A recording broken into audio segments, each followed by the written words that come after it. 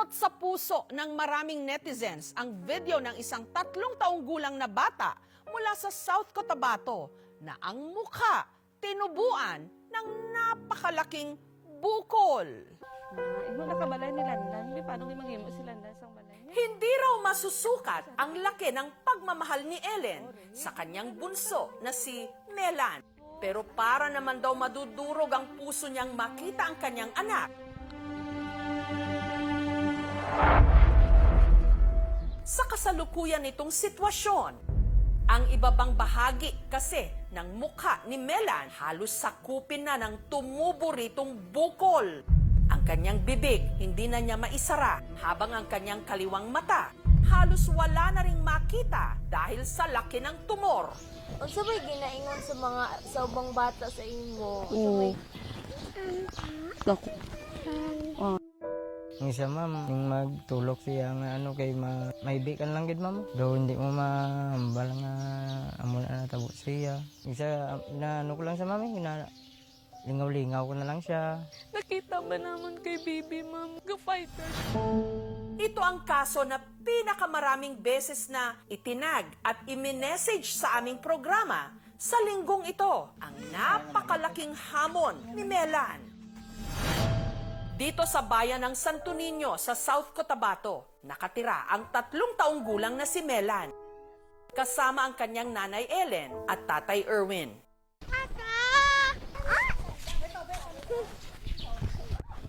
Sa kabila ng kondisyon ni Melan, lumaki siyang maliksi at masayahing bata.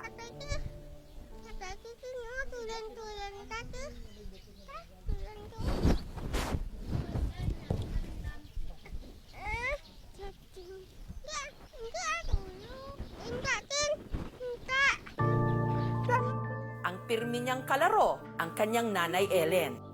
Kami lang po permi duwa ni Bibi Milan nagatawo sa balay namon. Kay nagaobra po ang akon asawa sa umas. Dahil sa kanyang bukol, hirap makapagsalita si Melan. Kung magambal si Bibi Milan sa akon, nga hindi ko maintindihan kung ano ginhambal, ko na lang po sa nagapamangkot. Hirap din siya sa pagkain. Kahit pa sa paborito pa man din niyang ulam, fried chicken. Kung yung matigas yung pan ginakuha naman, nagapilas po ang bunganga niya, ma'am. Kag yung unod lang po ang kinakain niya. Kung ako pong gapakaon sa iya, ma'am, hindi siya po gusto. Makontrol niya po, ma'am. Kung siya ang nagakaon, kay makontrol niya ilagay sa bunganga niya, ma'am.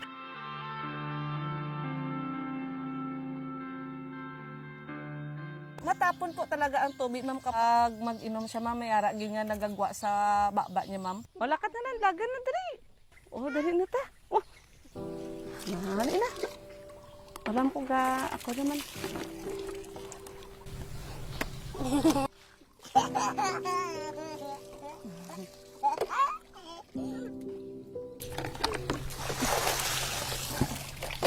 Yung pwede lang po yun siya isuot sa kay Bibi, ma'am, yung may mga sleeveless or spaghetti kay para kasya gid sa kanyang mukha po, ma'am. Sa isang araw, mag-ilis kami sang bayo na mamang 4 or 5 ka bisis. Parati na lang po, ma'am, nagabasa ang bayo na, ma'am, sa iyang alaway. Ano nga color? Ah, pink. O sige, kwaay ko da sang pink. Dali. Ha? Ha? Ay, ino mata. Ay, para makalaka to, para hindi na. Gayunman, si Melan mailap sa tao dahil kasi sa kanyang bukol, madalas siyang maging tampulan ng tukso. Unsa may ginaingon sa mga sa ubang bata sa imo? Unsa may Dako ba? Aswang. Tapos si Bibi na lang po, ma'am, ang nag-a-adjust nga nagapanago siya, ma'am, nga para hindi na siya pagsabihan kagula naman nahadlok ang bata sa iyo. Palangga isa namon ma'am, yung mama niya. Yung isa ma'am, yung magtulok siya nga kay maibikan lang gid ma'am. Do hindi mo mahambal amo na natabo siya. Isa na lang ka mata niya ang makakita. Aring mata niya po, ma'am, kaliwa po, ma'am, ayan ang mata na hindi makakita kay natabunan na. Nakita ba naman kay Bibi, ma'am? Ga-fighter siya, ma'am. Nga kung iba niya bata, ma'am, nga may karamdaman nga parehas kay Bibi. Marunong man na yan kumakain na. Ganun, kumakain lang po na siya lang. Umiinom po siya ng gatas nga siya lang po, ma'am. Ano Ano ba talaga ang nangyari sa bata? Malusog naman daw si Melan nung isinilang ito taong 2022. Pero nung siya'y nagsampung buwang gulang, si Melan na aksidente. Nagsasayang po ako ng tinigang po, ma'am. Iniwan ko lang po doon si Bibi sa upuan namin. Tapos po magtindog siya, ma'am, na mukmo ang iyang aguyas. Hanggang sa may napansin siya sa mukha ng anak. Ang may nagtubo nga punggod lang po siya, ma'am. Ingat compress ko po siya, ma'am. Tapos napansin gid namin nga mga ilang araw, ilang week, ma'am, nga nagadako gid, ma'am, ang bukol ni Bibi. Nga ipa-check up naman sa ENT. Pero nung ipina-CT scan nila si Melan, nalaman na ang tumubo sa mukha ng bata, hindi lang pala simpleng bukol. May bone tumor daw siya, ma'am. Kailangan gid nga i-biopsy. Nirefer ko po siya sa isang malaking institution sa Davao City for further workup.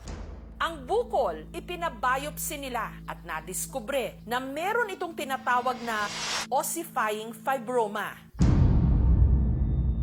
Pero dahil sa paglawak at paglaki ng kanyang bukol, tinatawag na ngayon itong cherubism. 1 in 1 million na ang occurrence nito.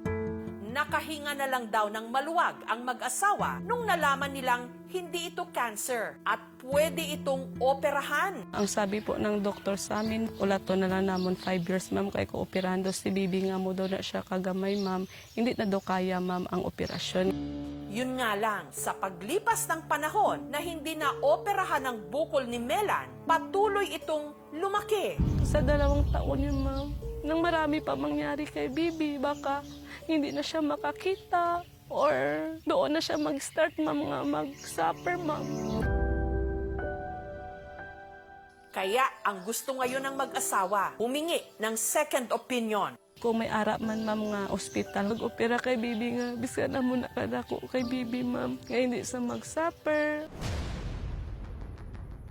Nitong Miyerkules, ipinakonsulta namin si Melan sa isang pediatrician sa South Cotabato. Ang bata, malnourished daw. Ang timbangan niya ngayon is 10 kilos at saka hindi ito normal na timbang para sa edad. Babala ng doktor, bagamat halos sakupin na ng tumor ang mukha ni Melan, posible pa raw itong lumaki. Habang lumalaki yung bukol, mahirapan na siyang kumain. Basi magabot man gid time, sir, nga mabudlayan siya makaon, sir, kag hindi na siya makakaon kay tungod sa bukol niya. Sunod na dinala ng aming team si Melan sa Davao City para muling masuri ng isang otorhinolaryngologist o ENT, ear, nose, and throat doctor. Nilinaw ng doktor na ang ossifying fibroma hindi raw dahil sa aksidenteng pagkahulog ni Melan nung siya'y baby pa lang. Ang problema talaga dyan is yung mutation. May problema sa gene na nagkukos na mali na pag-develop ng buto sa mukha, sa pisngi at saka sa panga. Around 2 to 5 years old, paglaki talaga ng bukol, talagang agresibo siya. Kailangan natin maglagay ng butas sa liig, hindi natin hayaan na mag-obstruct yung daluyan ng hangin at saka feeding. Minabuti na rin ang aming programa na ipa-check up pati ang lumalabong paningin ng bata. Yung left eye niya, hindi ko masabing bulag totally. By chance na baka hindi lang nakakakita kasi nga hindi niya mabuksan yung kanyang left eye. What we can do para mapigilan natin yung pagkabulag ng bata is tatanggalin natin dapat yung tumor.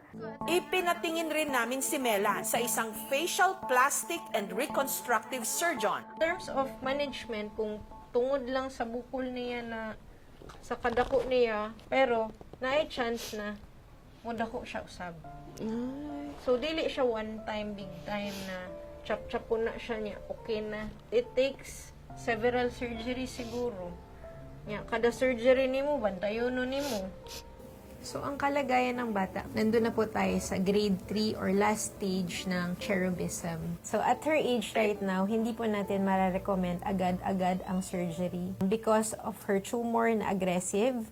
And if we do it, maybe baka mas lumaki pa ang bukol niya. Mas maganda i-optimize muna natin yung kanyang weight before doing more serious surgeries.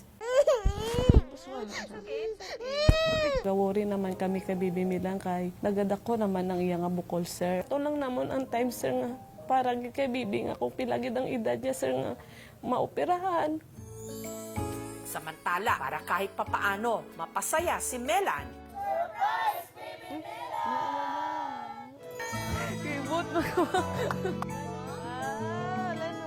may grupo na nagbigay sa kanya ng regalo. Nagbigay po kami sa kanya ng mga damit po, mga laruan para sa kanya na mapasaya po namin siya.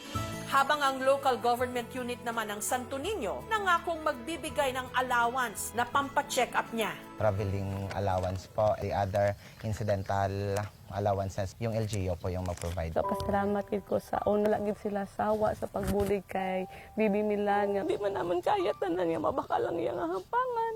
Kara gid ka mo permisaya. Madam, gid nga salamat sa inyo tanan.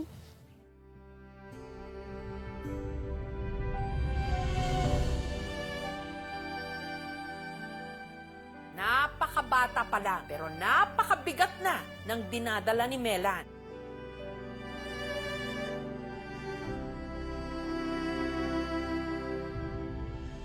Samahan po natin siya sa kanyang malaking laban.